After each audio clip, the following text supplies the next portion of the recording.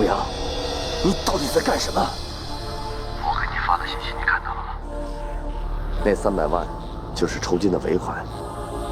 收到，多谢。按照计划，你应该从这里一步一步的撤出。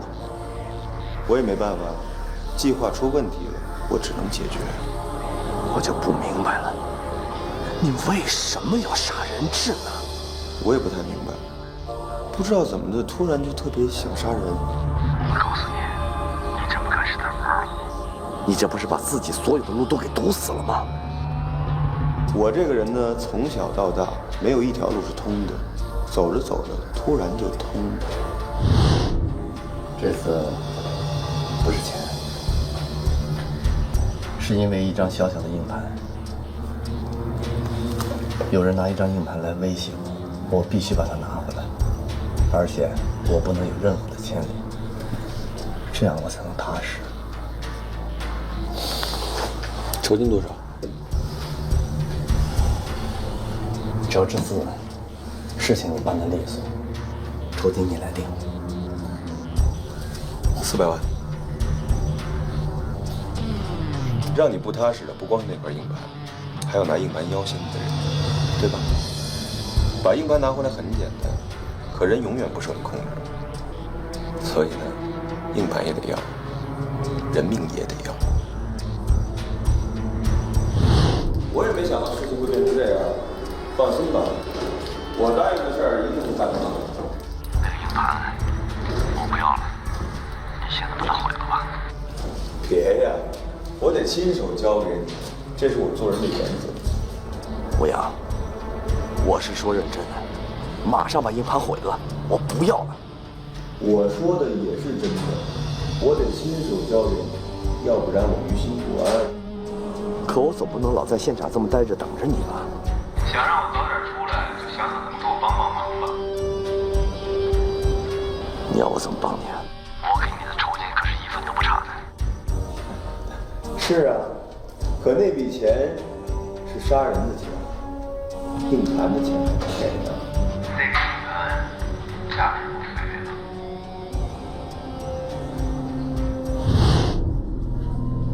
硬盘我也没见着，我怎么能相信你说的是真的还是假的？啊，这个周日，幸福路商业银行大厅，我会拿给你看的。那徐，你以为我真的会怕你吗？在中国，逃税15个亿可不是个小事情。就凭您这个身份，意味着什么？我想你比我更清楚吧。那你说吧，我怎么才能拿到这张硬盘？不多，1个亿。行，你让我想想。夜长梦多啊！你想的时间也别太长了哦，我担心自己把持不住。好了，那我走了。单你买吧。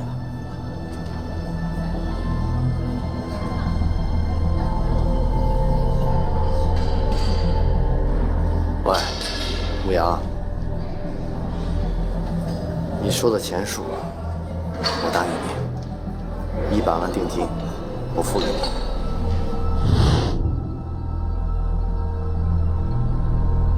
傅斌是为了抢救人质牺牲的。这次交易里头，我没有做出准确判断，受了伤。这个案子结束以后，我请求处分。现在不是检查的时候，傅斌的善后工作我们会处理好的。也除了刘子涵，其他7名人质还在里面。我们暂时跟绑匪中断了联系，我想绑匪现在也处于高度戒备之中。你要打死傅斌，会让他们失去谈判的信心。所以接下来要做的，就是让他们恢复谈判信心。现在还有强攻的可能吗？尝试过，但几次都失败了。最后一次是傅斌牺牲之前，傅斌发现他们有监视器，所以行动被迫取消，只能以谈判为主。我们接下来的谈判会更艰难，你要注意大家的情绪。在这个案件破获之前，我们自己不能先沮丧。我会尽全力，请领导放心。杨旭的问题怎么解决？按规定，他应该停职休整。这一点我考虑过，我相信杨旭能战胜自己，而且我们不希望放弃任何一次进攻的机会。所以，我请求杨旭留下。那你一定要注意杨旭的情绪。我会的。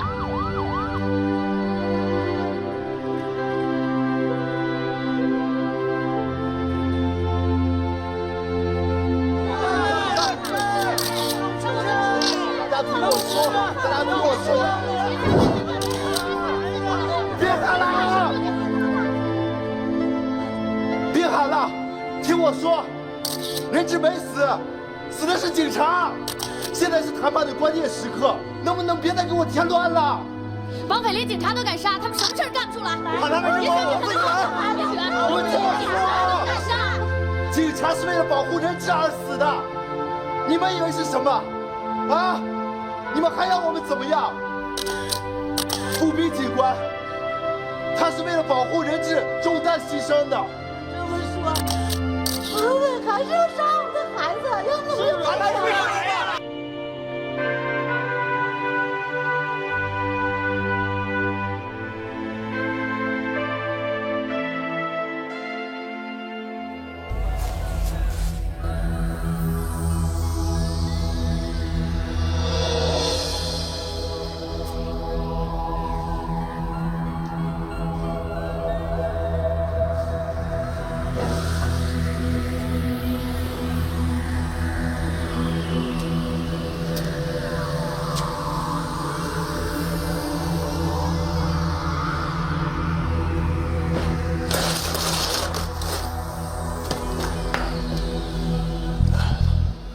刘伟，人是我和刘康杀的，跟你没关系，别往心里去。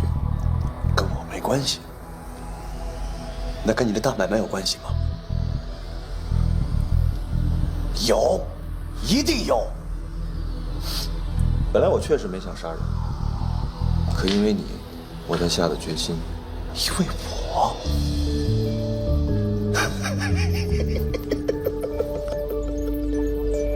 是因为你那个硬盘吧？对，就是因为那块硬盘，我也没想到那硬盘值那么多钱，所以从现在开始，咱们绑架的不是人质了，而是那块硬盘。咱们应该在上面狠狠地敲一大笔，一笔大到咱们这辈子都花不完的赎金。人质只是用来保命的。你怎么来了？看看你最近忙什么呢？没忙什么，一哥们在火车站被警察盯上了，有人忙着给他引进那服务器。我跟你说你什么东西？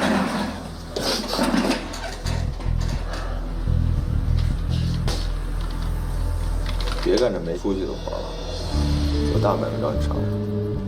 你说那什么大买卖呀，不适合我，动不动就是讨债什么的，我还是干点这个得了。这回要的是块硬盘，底价400万。真的假的呀？要不然干嘛找你呀？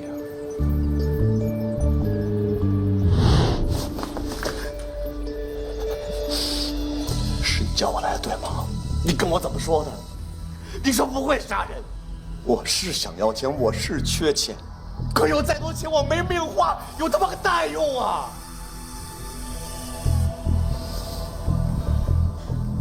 放刘思涵出去，因为什么？放他出去就是让他死，动动脑子，别总学刘康。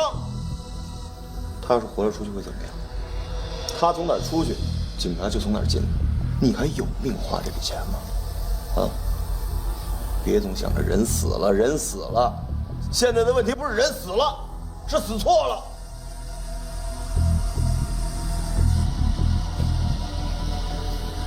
警察进来之前，必须马上找到刘思涵知道的出口，要不然咱们可能真的就没命花这个钱了，明白吗？找。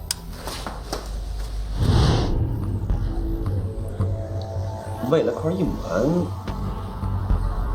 就能要人命，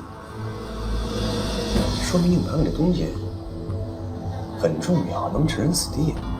这不用你管，我只想知道，如果硬盘被高级加密了，你能破解？要是国家机构加的，估计悬点儿。但要是个人加密，对于我来说太简单了。好，硬盘拿回来交给他之前，我要知道里边有什么。行，这没问题。你打算在哪儿交易？问这干嘛？我这是为你着想啊！你想他能雇你去干掉别人，同样也能雇别人干掉你啊！我瞎说的啊！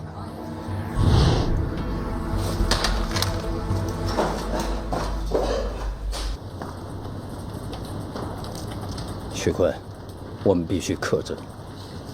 老姜，要不然接下来仗会很不好打。我需要大家支持。放心，在案子没有破之前，我绝不离开半步。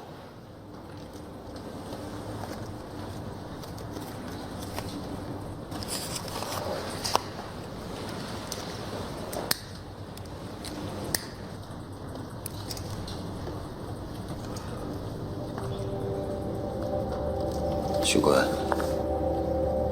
告诉我，我错在哪儿？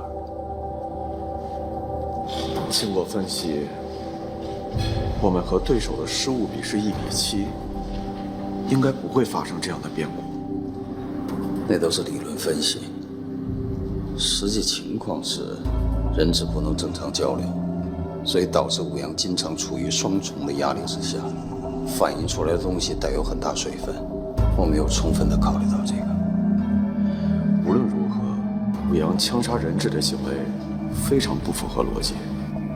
他完全没有必要，因为我们原来要的就不是刘思涵。除非他真的疯了，放了刘思涵就是为了杀他。他想告诉我们，他是一个杀人如麻的人。这只是一个开始。如果这样，他不仅会占据主动，而且我们会时刻关心人质的安全，进一步无法做出正确的判断。但这么极端的做法会瞬间打破平衡。如果我们动手，武阳在劫难逃，他不会不晓得。百害而无一利，他为什么要这么做？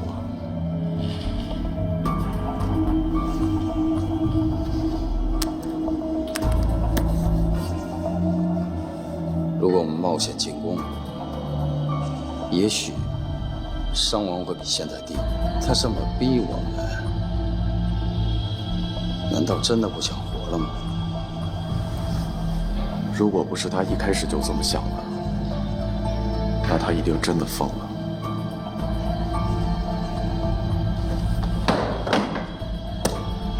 都是你的。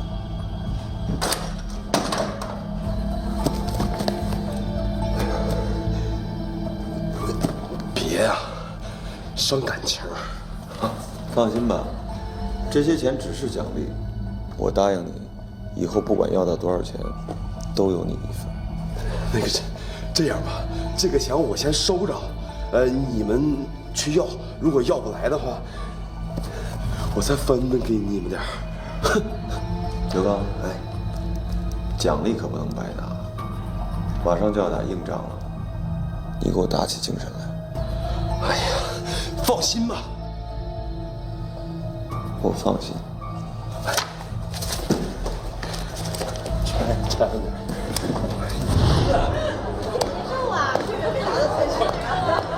这个真的，我不骗你。哎，杨哥，有事儿？别剁了，有买卖找你。剁谁？我就想知道，如果买卖足够大，你有没有胆子？我是谁呀？我为朋友，我可以两肋插刀；我为钱可以浑身插刀。说吧，什么大买卖？比你以前干的所有买卖加在一起都大。什么买卖吧？等我电话。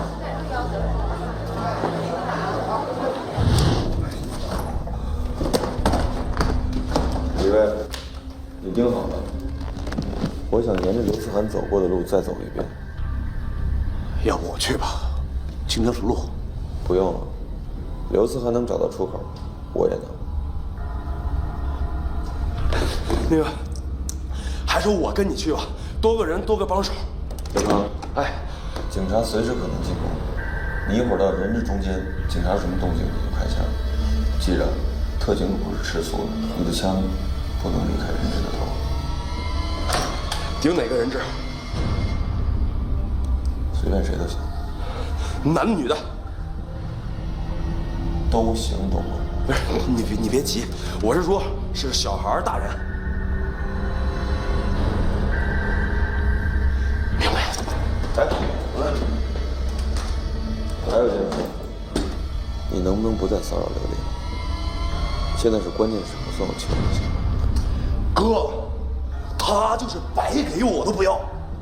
我现在就是这么多了，我什么码找不着啊？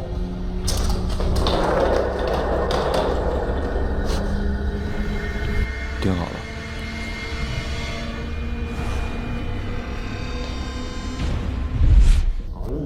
哎呀哥，你这都这么臭，咱们找这人这儿来干嘛呀？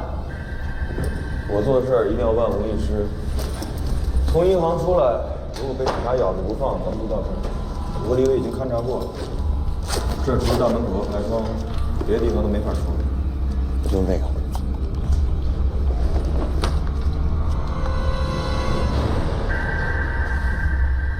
大哥，就3个人，警察那么多，能干得过吗？有炸弹，里边还装了监视器，到时候抓2个人质，一定能逃出去。人质？你上哪儿找人质去啊？谁赶上谁倒霉。多弄几个炸弹呀，太少了。咱去看电视剧，走，多弄几个就好了。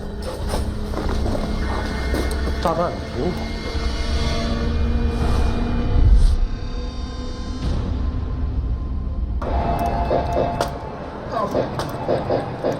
月月，我现在已经超过你了，你要加油啊！怎么了？看连枪，忽然想起我爸，觉得心里堵得慌。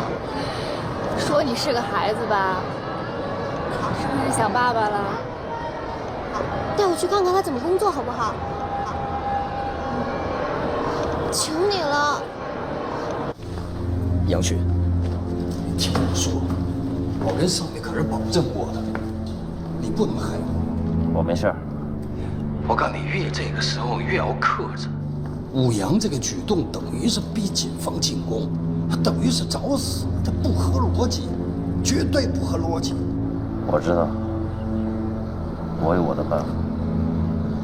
杨旭，你听我说，杨旭，杨旭，该死！江队长，我们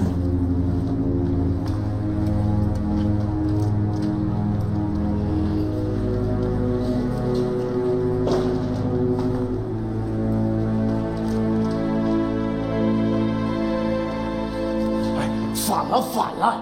这连警察都敢杀！哎，这要是给我把枪，我把他们都给干了。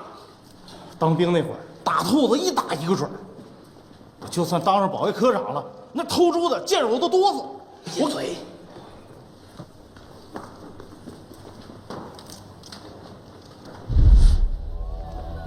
谢谢啊。不用谢，您请当面休息。哎，宋总，是我。没想到你这么痛快就答应我的条件了。说白了吧，那天我威胁你啊，就是想要在讨价还价的时候不至于打折扣太多。其实大家在一起共事多年，啊，彼此合适就行了，没有必要撕破脸皮。哎，这样吧，我也别吃得太狠，啊，我只要1000万，而且保证硬盘里是1份，绝没有再考虑。行，那你等我的电话。好，我等你。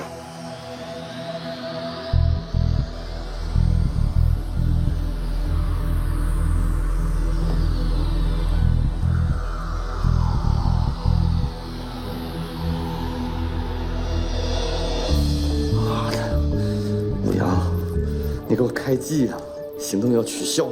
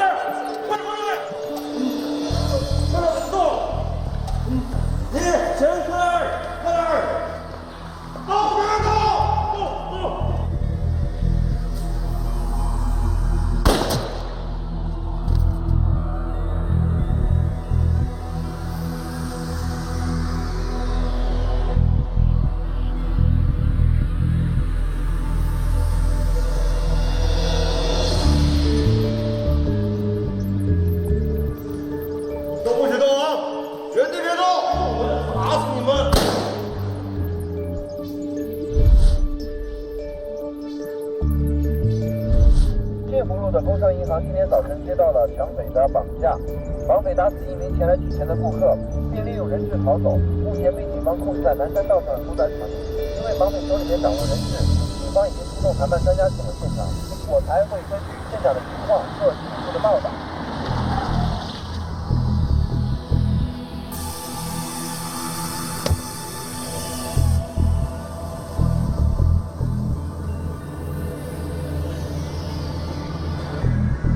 喂，我的机票订好了吗？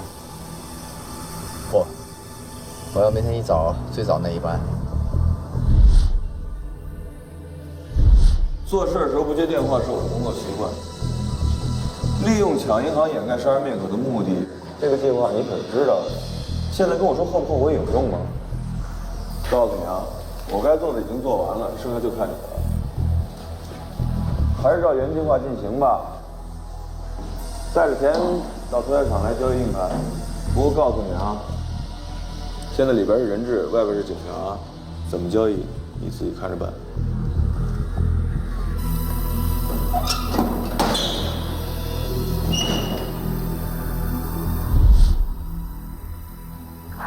李卫，没发现异常情况。你下楼梯以后，你就走那个长廊，就是有大门那个。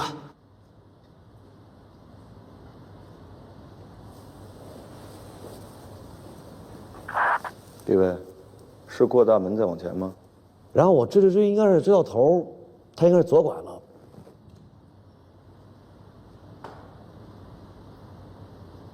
别哭了，听见没有？都老实点啊！看什么看呀？你是不是想当第二个刘思涵啊？老实点，老实点！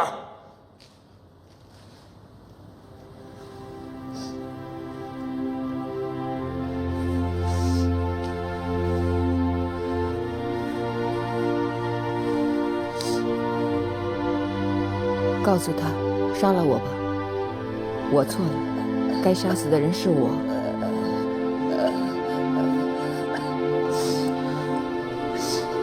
说话，你的手会疼的。是我害了孩子们，是我害了思涵。开始我就应该知道，他们只是孩子，不应该让孩子承担他们不应该承担的责任。我才是胆小鬼，我怕死，才让思涵替我死。求你了，不要自责。我明白，你是为了大家好。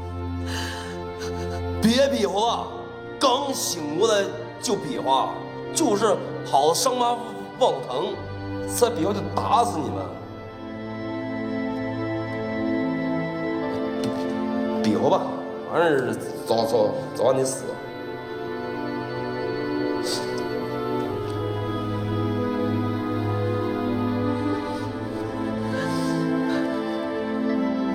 我太自以为是了，我一直以为我很谦卑，可不是，我很骄傲。我以为我可以保护好孩子，我以为做事情只要尽最大的努力，主动尽力就能胜利，但那不是现实。现实是，我是个残废无能的人，我只是个没用的残废。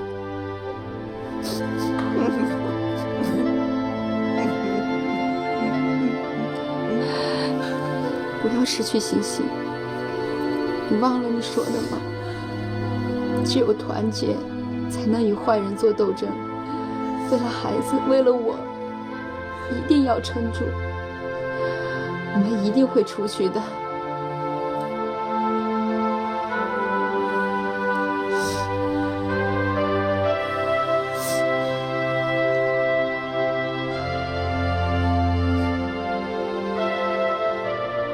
刘思涵，你现在在这里很安全，环境很舒服，座椅也很舒服，一切都过去了。那只不过是一场噩梦，可是噩梦当中总会有些不好的事情发生。不过还好，那一切都过去了。我告诉你个秘密，我呢能预见未来，我能知道你的老师、同学，所有的人都会像你一样活着出来。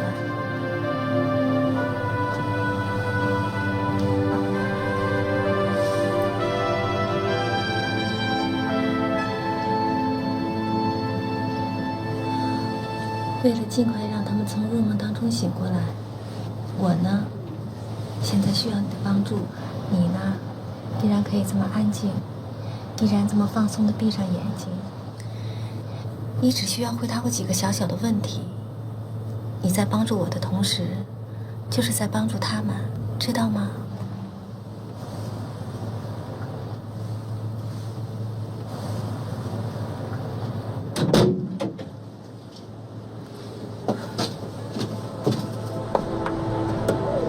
过来。人质的精神状态很敏感，能不能不打扰我们？有点素质好不好？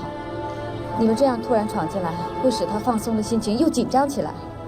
别忘了，他还是个孩子，一个刚刚从绑匪手中解救出来、受过惊吓的孩子。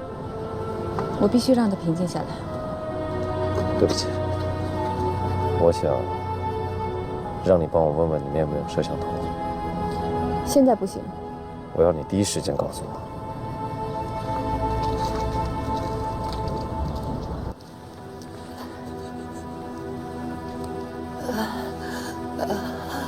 请你告诉他，把枪放下，不要用枪对着孩子了，会吓坏孩子们的。他们太小太小了，我请求你，他们太小太小了，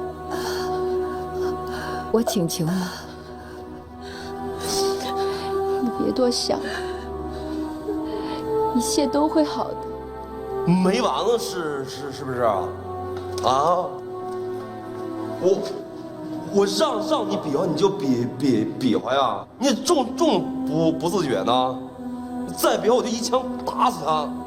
我请求你，把枪对准我啊！杀了我吧，我才是该死的人！杀了我吧！啊！想死啊！想死没那么容易，谁让你不听话呢？这就是你不听话的下场。别比划了，别以为我看不懂。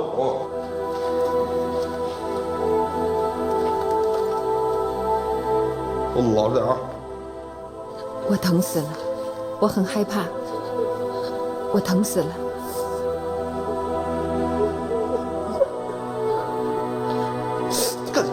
干什么啊？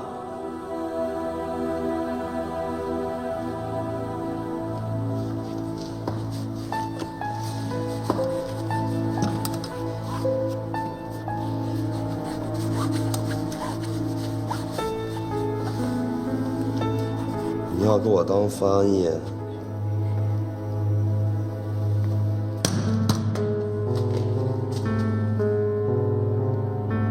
说。牛奶好喝吗？我在牛奶里加了点糖，不腻吧？刘思涵，不管怎么样，你必须相信，你现在是安全的。告诉我，你身上疼吗？那，你觉着我的说话声音好听吗？没关系，大家都这么说。来，再喝点。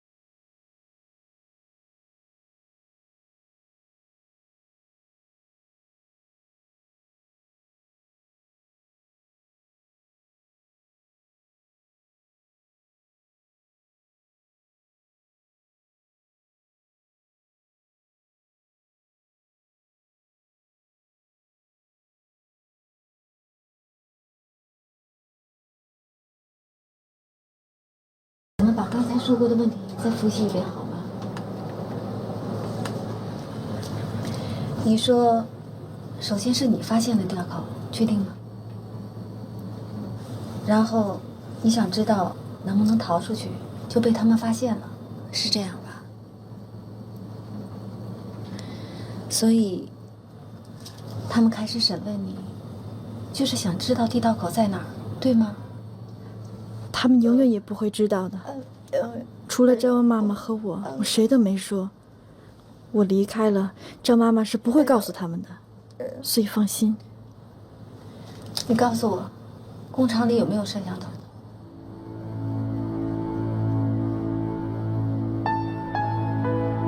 我看了他们的电脑，显示的都是场外的画面，说明里面是没有的。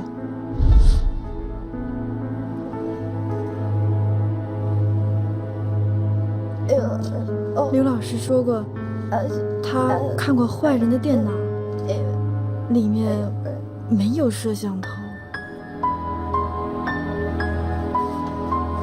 但我不相信他。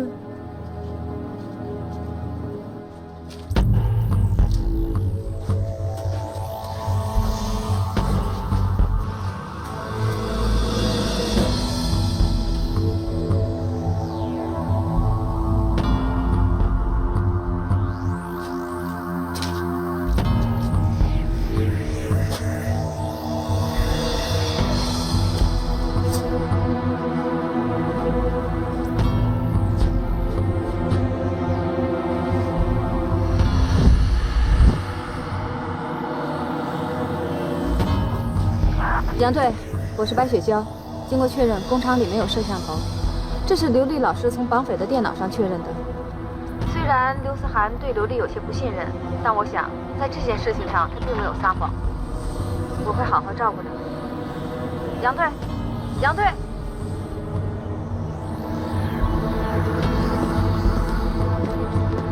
你去哪儿？我听他们说，现在学生家长的情绪非常恐慌。陆局长还没回来，我准备去安抚一下他们。听说你的情绪也不太稳定，从你的眼中，我看到了恐慌。你去不会添什么乱吧？哎呀，怎么会呢？我毕竟是个人大代表，总得尽一些义务吧。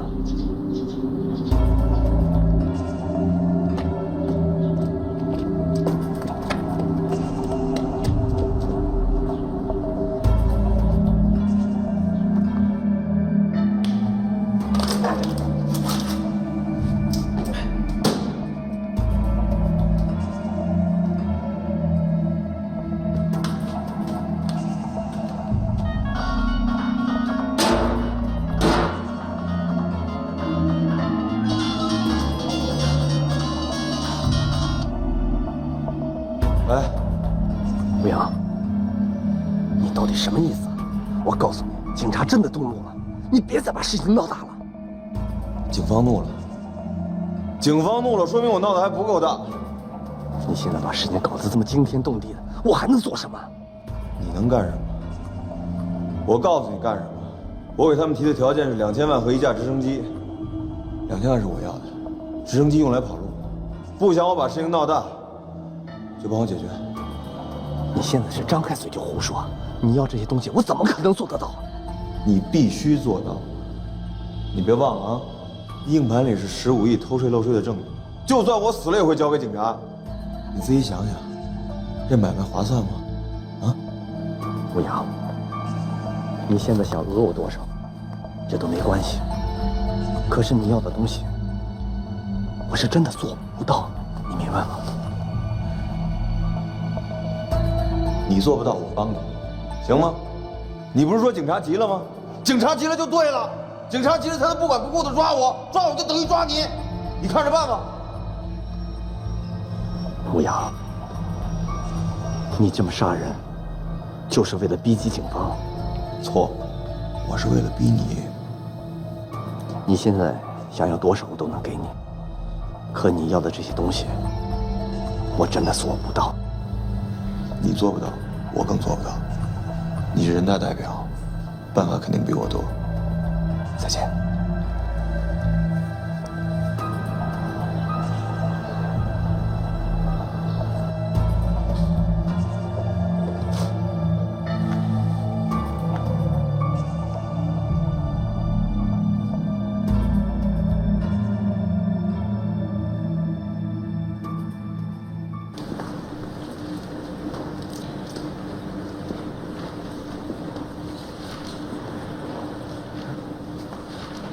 么接电话？不接更好，因为你根本就没想好怎么说。我们为什么不趁着现在讨论一下？忘记服兵，必须暂时忘记。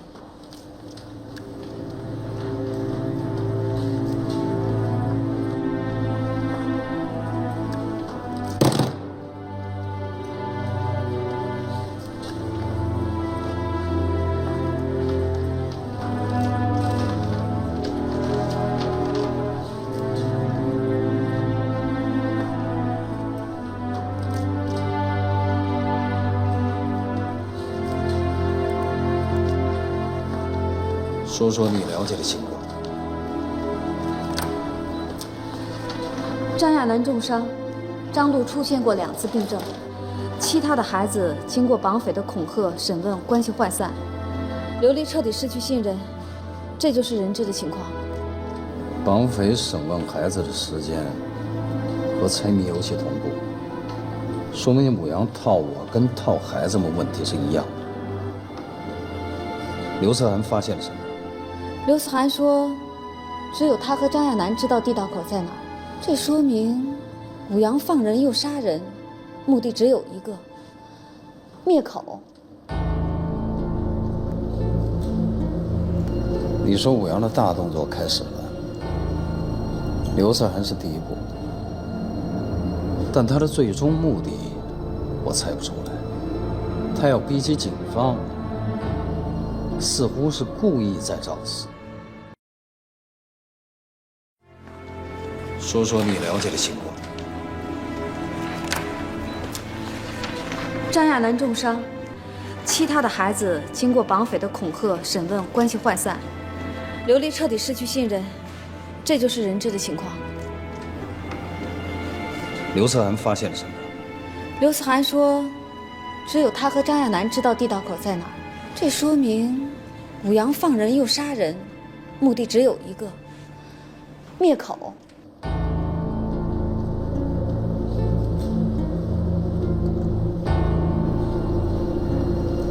你说武阳的大动作开始了，刘思涵是第一步，但他的最终目的我猜不出来。他要逼急警方，似乎是故意在找事。他是不是认为警方不会妥协？毕竟是这么大的事儿。他不会把希望寄托在警方这儿。他逼警方是为了寻求警方以外的援助，逼警方或者说是为了再逼一个人或者一个机构。有道理。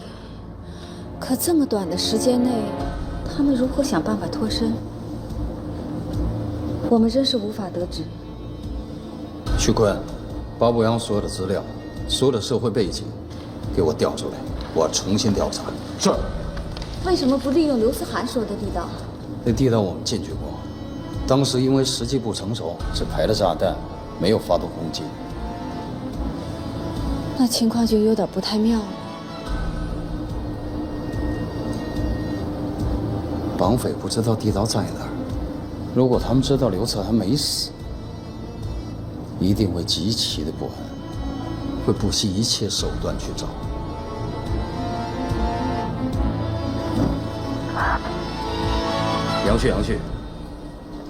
杨旭，收到，请回答。杨旭，收到，请回答。杨旭，收到，请回答。刘伟，接通杨旭，说我需要他帮助。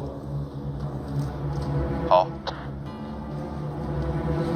报告，杨队耳脉还是不通，人也找不到。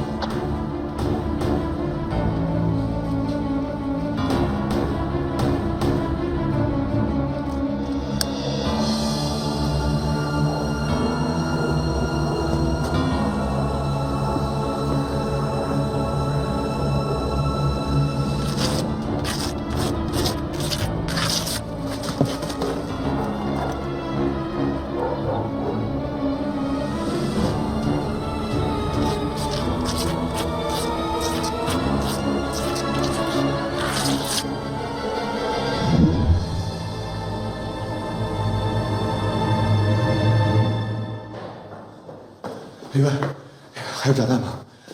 干嘛？还有没有炸弹？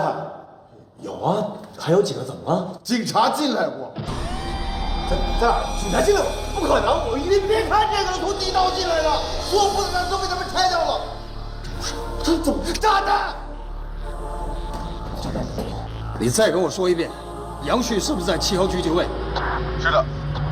知道了。你去哪儿？我得找杨旭，他现在这个状态很容易做出不理智的事情。你现在的举止也很不理智。你不懂失去作业的人心里什么滋味。但你别忘了，你是这儿的现场总指挥，你需要对所有的事情负责任。他的状态不对，你可以撤销他的权利，劝他那是我的事儿。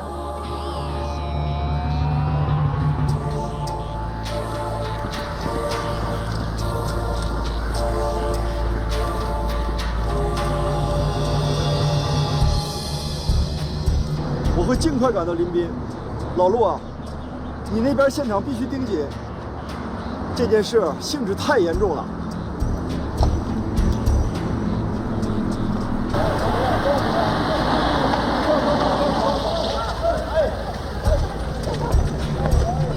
你们什么说的也没有，你们怎么回事啊？就是想着要早点见着孩子，就连这点要求也过分吗？能不能教教孩子，陆局长？你们也上上心吧，你们光让我们冷静。陆局长，你说想想，如果你的孩子在里边，你说你能冷静得了吗？为什么着急啊？那还不要着急？到底什么原因？他到底做了什么？为什么我们看不到任何实质性的进展？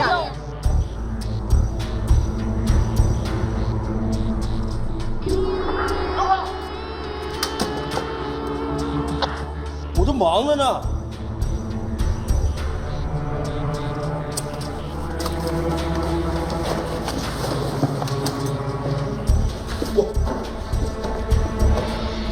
给我翻译了，都给我听好了，我现在要出去。翻译啊！我现在要出去，虽然我不在，但是你们的一举一动，我都清楚，不许交头接耳，不许搞小动作，谁要不听话，我就把谁给吊钩上去。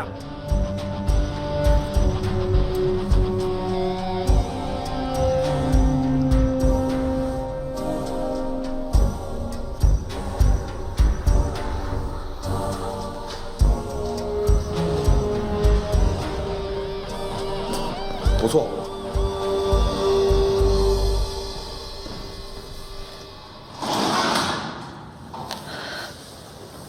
大家不要害怕，听老师的话，团结在一起，一定不会有事的。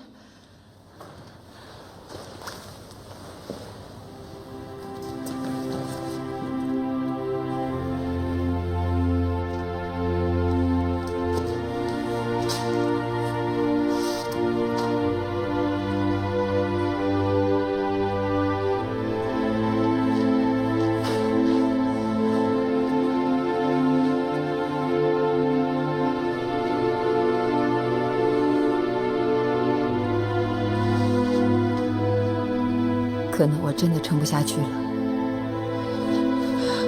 会的，不要说话，不会有事的。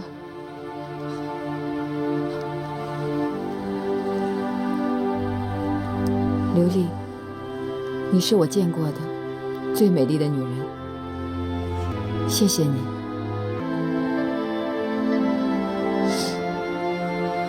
为什么现在要说这些？我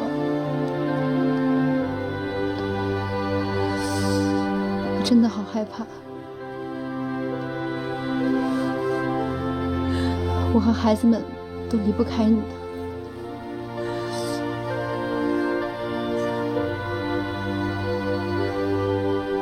你看，你现在已经不晕血了，你一定可以带着孩子们出去，你会保护好孩子们的。知道为什么吗？因为你有爱，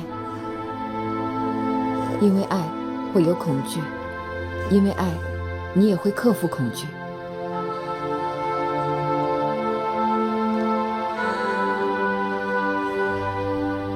你是我见过的最美最美的女人。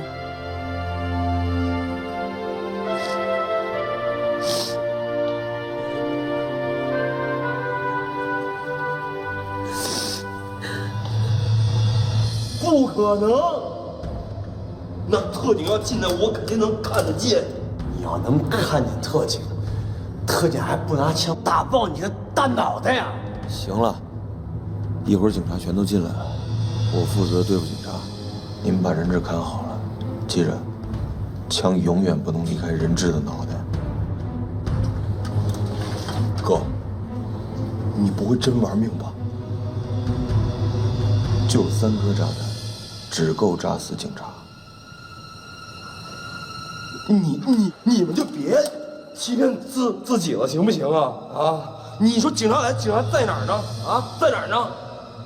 李威，你说警察在哪儿呢？你天天看这玩意儿，警察在哪儿呢？你说在哪儿呢？我警察起来，在瞅瞅瞅，幌子，能让你们看见的全都是幌子，看不见都从地道里进来了。我就等他们从地道进来，只要他没进来，我就咣，爽吧？你说爽不爽？爽。不爽啊！那咱们不就武功全飞了吗？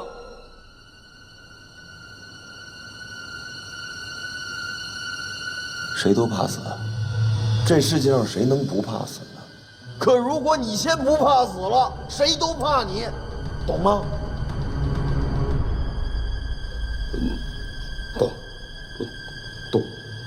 懂。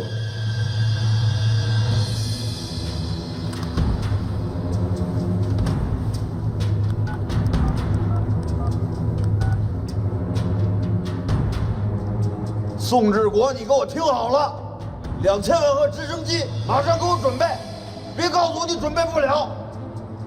你要是准备不了，我就怎么嗨怎么玩，等老子嗨死了，你自己想想看，那个硬盘会落在谁手里？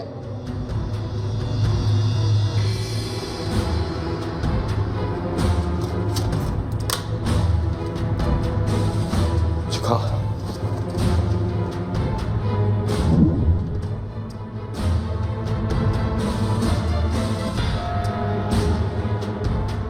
替我狙击手关掉了，哎，你想干嘛？厂区内绝对没有摄像头。他们到底在说什么？我正在寻找办法。杨旭，我你的脑子跟我在一件事情上。你疯了吗？你疯了吗？但我肯定武阳没疯，他在激怒我们，在逼我们进攻啊！那我就成全他。你到底有没有在听我说话呀？他没在听。悲伤让他自我屏蔽掉交流的意愿。我理解你的心情，但以你目前的状况，的确不适合领导特警队。你认为我失去了理智吗？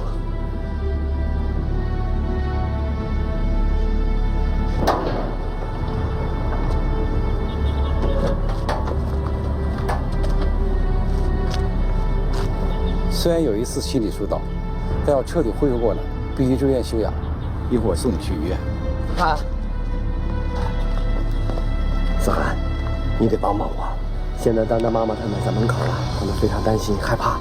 你去告诉他们，就说你的同学们现在还很安全，让他们放心，好不好？宋先生，孩子们需要休息。啊，大夫，我知道，只是现在学生家长们情绪非常不稳定，所以我想让他去跟他们讲一下。好吧，不要刺激孩子了。啊，您放心。思涵，咱们走吧。这都什么时候了？这么久了还在这儿？我妈我们有什么用？你们倒是想错使啊！你们干什么使的啊？我妈我们有什么用？你们平时都得为防御车得负几折了呀？你们怎么向人民群众交代？大家不要激动，听我说啊，我们正在积极想办法。现在人民的家属情绪非常激烈，请问现在是由于警方的不作为而导致的吗？安静一下，安静一下。就是这样。你们怎么能说警方没有作为呢？这就是警方刚刚救出来的同学。我跟大家说，我是人大代表，也是阳光聋哑学校的校董。作为一名亲历者，我不得不告诉大家，在现场，每分每秒顶着压力的是警察同志们。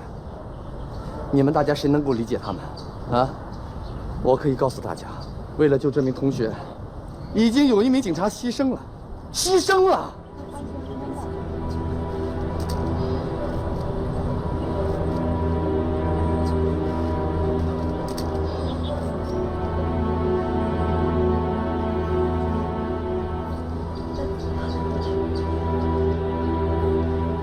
警察阿姨来救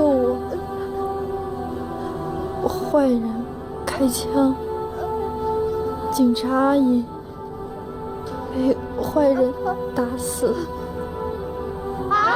警察都死了！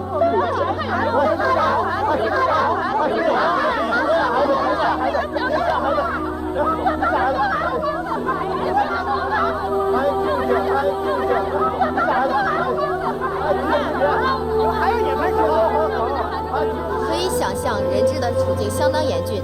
据初步了解，已有一名警员在营救过程中被枪击致死，而警方仍然不愿做出任何解释。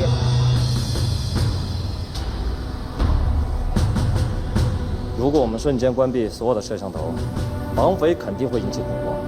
刘康会第一时间到达这个观察口进行观察。原来这个观察口由于角度原因，我们一直无法做到有效射击。但如果以47度角射击窗口的右下方，子弹会在水泥材质的硬度作用下向上反弹，上反角度是112度。减去水泥碎片崩塌时7到9.5度的影响力，应该在102度到105度之间反弹。根据刘康的体貌分析，他应该在1.78米到1.80米之间。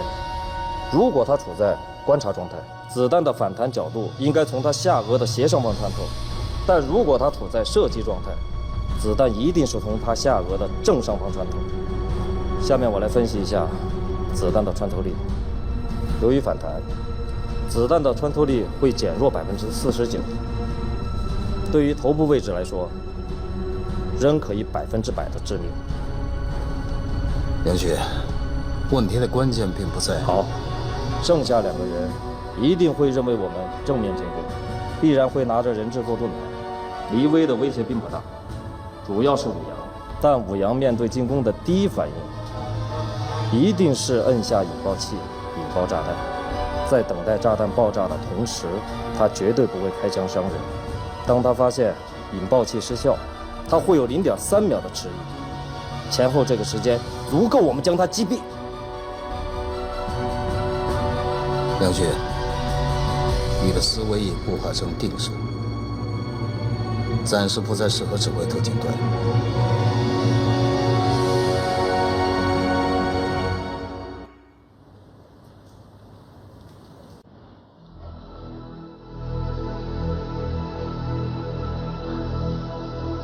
孙楠是叛徒，我刚才看见他偷偷的在刘康腿上写字了，一定在说我们的坏话。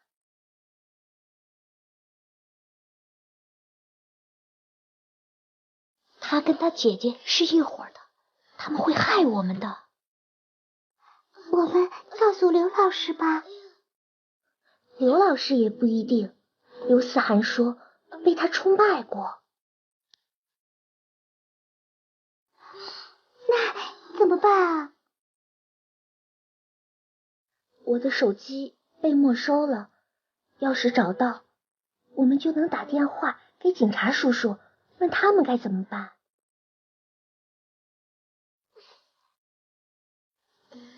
如果他们看不见，我们就能把手机给偷回来。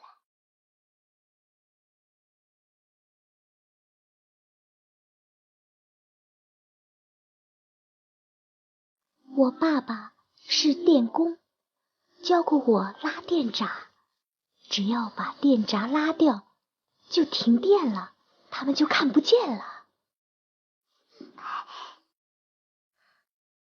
可是电闸在哪里呀？我们刚进来的时候是武阳把灯弄亮的，他是从右边那个口出来的。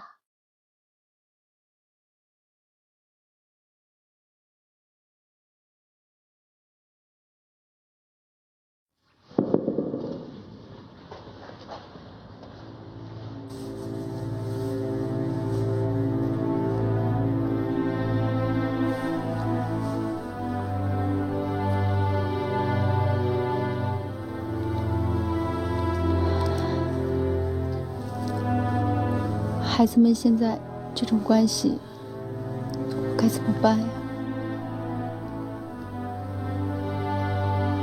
要靠你自己了，多用心吧。他们在一起很久了，不会有事的。可他们恨我。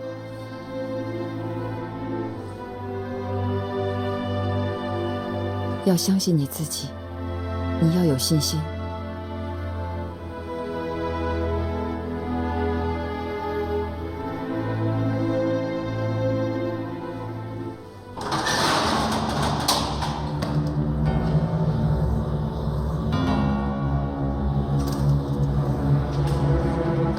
搞什么劲呢？你别这样，孩子不会这样的。我管你怎么样呢？过去，过去！滚！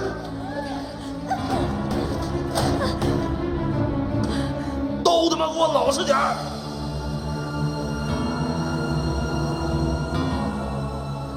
一切都过去了啊！这样的话，你要回去好好休息。这个处理完之后，孩子送医院，不能再受刺激了啊！是局长。好，回去，回去。你说说，现在这帮家长实在是太自私了，哪能这样呢？你也是，你把孩子带来干什么呀？哎呀，我就是怕他们闹出什么事儿来，我才要证明一下孩子们现在起码是安全的。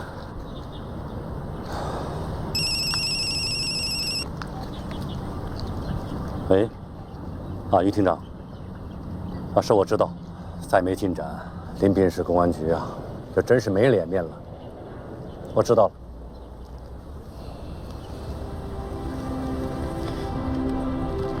老罗，我看你这压力也别太大了。我们的民警牺牲了，我怎么能没有压力？这不能怪老姜他们，这我知道。我是现场的亲历者，那种压力每时每刻都存在。老姜他们太不容易了，面对的是一帮亡命之徒，人质又在他们手里，他们只能求稳了。找不到100%进攻的机会啊，就只能一步一步往下探。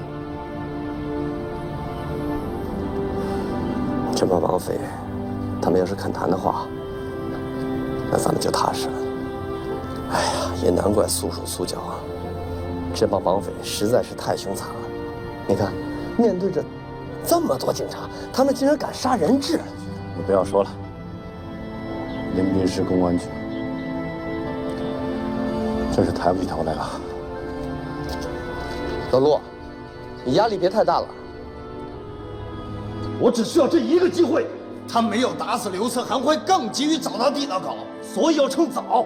那如果找到了呢？你这是在抬杠！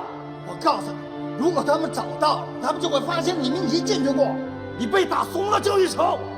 他们要的就是这个效果。我无法确定，我就无法进攻。从你到这，我就发现你怂了。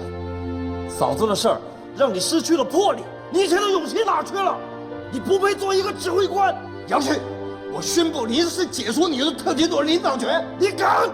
你这是情绪用事，情绪用事你们别吵行不行？临江市公安局现在上全国新闻了。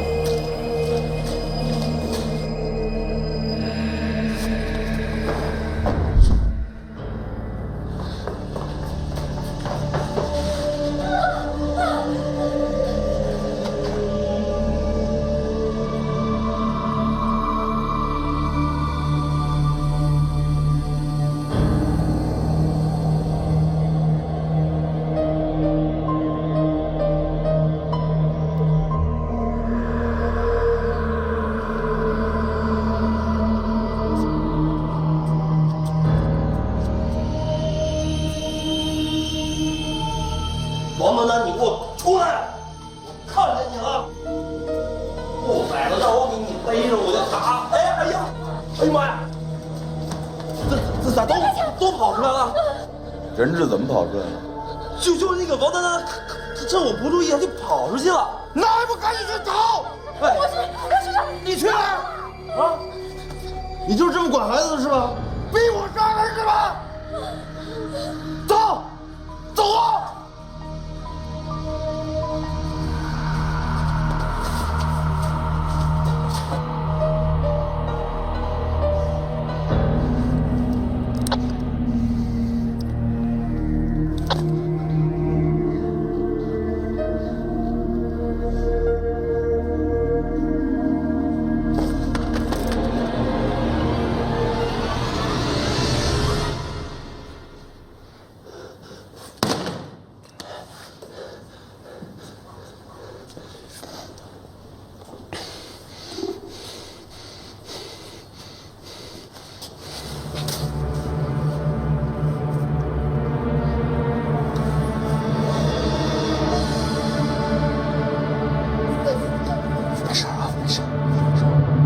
绑匪有没有发现地道，无法确定。绑匪已经完全失去了理智，人质的危险比我们的进攻更危险。你知不知道，绑匪这是在逼急警方？你千万不要中计。那你告诉我，他们这么做的目的是什么？我不知道，这需要分析啊。机会就这么分析没了。杨旭，我告诉你，我要的是人质100%的安全。人质都差点被打死了，这就是你要的100%。杨队长，你有没有100%把握的战术？首先 ，B 组做进攻假象，他们在监视器看到以后肯定会恐慌。随后，我们关闭所有的摄像头，他们就会更加的恐慌。于是每一个人会挟持一名人质到这儿，可能被强攻的地方准备抵抗。刘康会在这个观察口进行阻击。在 B 组佯攻的同时 ，A 组由 D 道潜入。由于人质是被抵在前面，实际上 A 组就是从后面攻击。我们的命中率是100%，人质的伤亡率是0。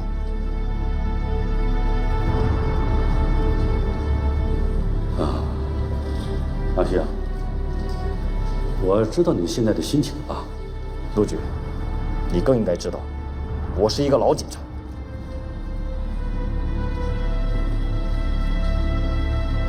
杨旭，你知不知道，你这一切都是建立在绑匪没有发现地道的基础上？地道除了刘思涵之外，没有第二个人知道。可绑匪跟踪过刘思涵，可是中断了。可绑匪的寻找范围也缩小了，所以才要快。杨旭，你告诉我，你现在缺什么？一个理由，一个决定进攻的客观理由。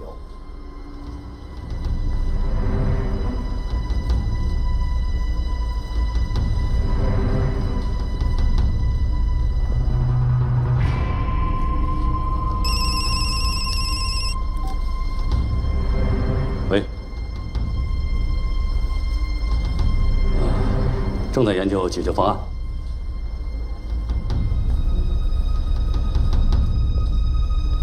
好，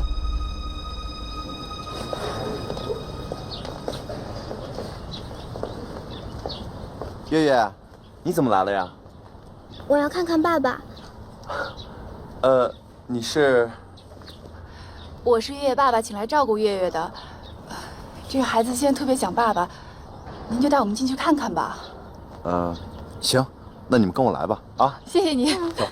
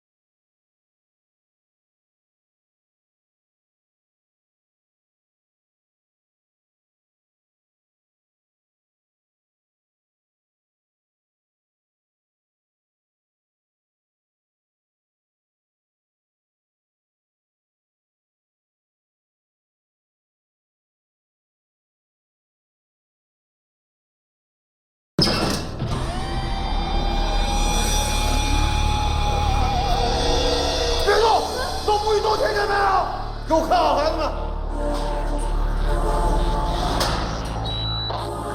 李文，警察肯定进来了，一定要坚持，我们去地道口。那他们要从正面进攻怎么办呀？放屁，肯定从地道口进来。刘康，你别管王丹丹了，赶紧回来看这人。林薇，干什么吃的？灯灭了，你不知道啊？他好像没带对讲啊。不管他了，我去地道口盯好了。报告，远程监测，厂区全线停电。计算机分析无短路迹象，是人为断电。陆局，这就是我要的理由。但人为断电的原因不明确呢。只要我们进攻，断了电他们会抵抗的。陆局，杨旭刚失去他爱人，他目前的状况既不适合判断突击，也不适合领导突击。我再说一遍，我是一个老警察。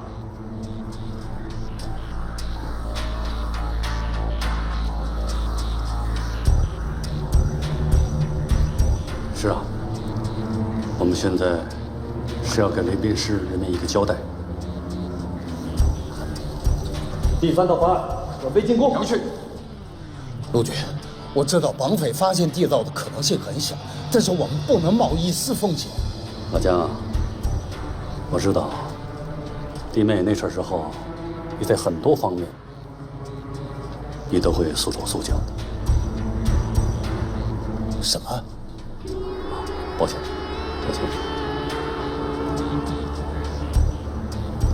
你现在这种状态，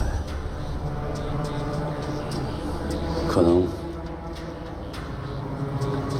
真的不适合现场指挥了。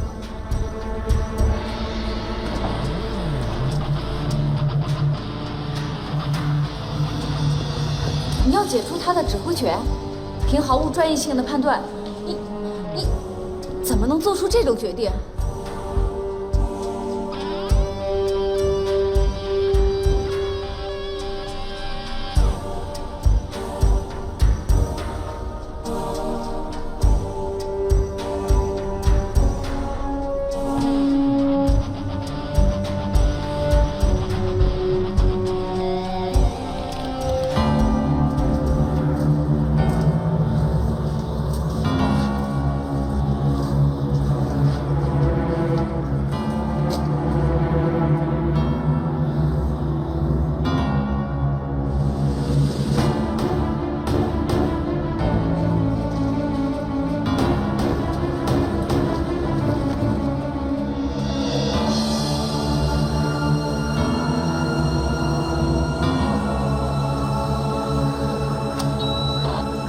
狙击手变换位置了，他们变换位置了，还有好多警察正在奔梯子，怎么办呀？别慌，相信我，那是晃的。什么晃的？我看他们是不是要进攻了？我让你别慌，谁先死也轮不到你。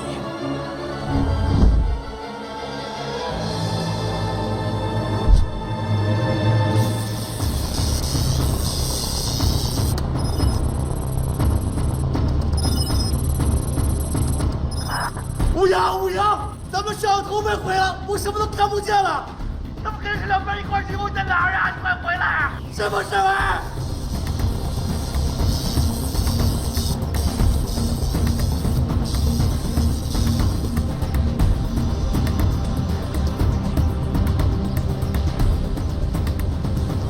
刘伟，让兄弟们注意安全，掌握进攻节奏，攻得越香越好。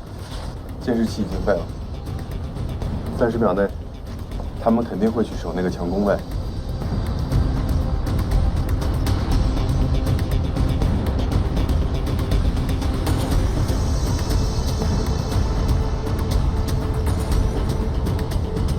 A 组突击到地道入口后，迅速从背后扑向强攻位，15秒内解决战斗。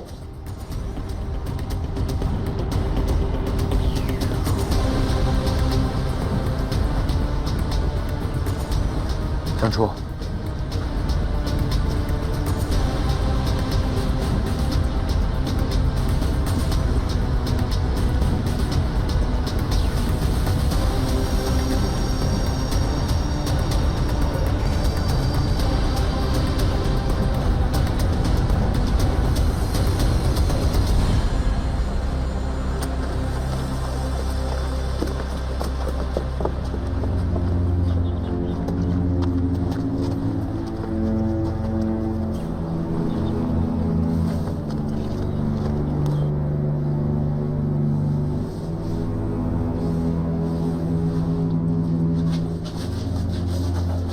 所有人注意，马上到地道入口，关闭所有照明设备。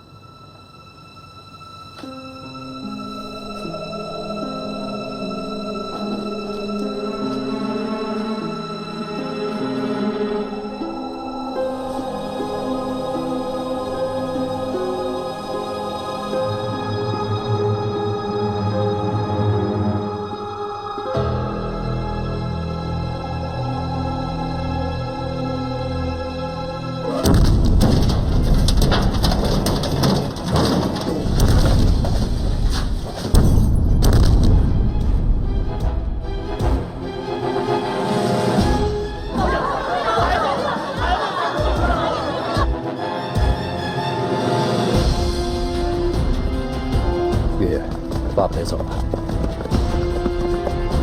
我得走。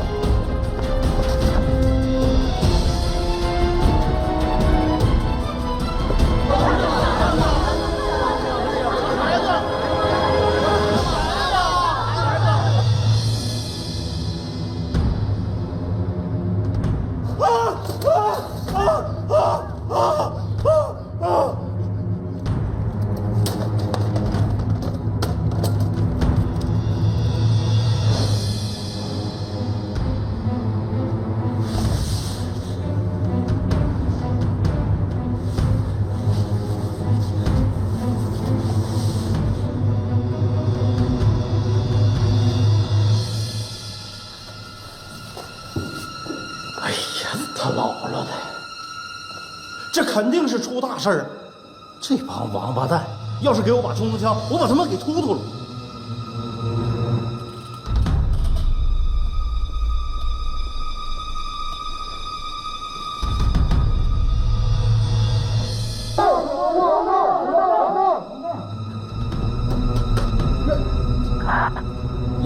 杨旭，听到回话，你他妈回话！杨旭，江队，大套了，没有信号。都待着干嘛？赶紧救人呢！救援队啊！啊！救援队！杨旭！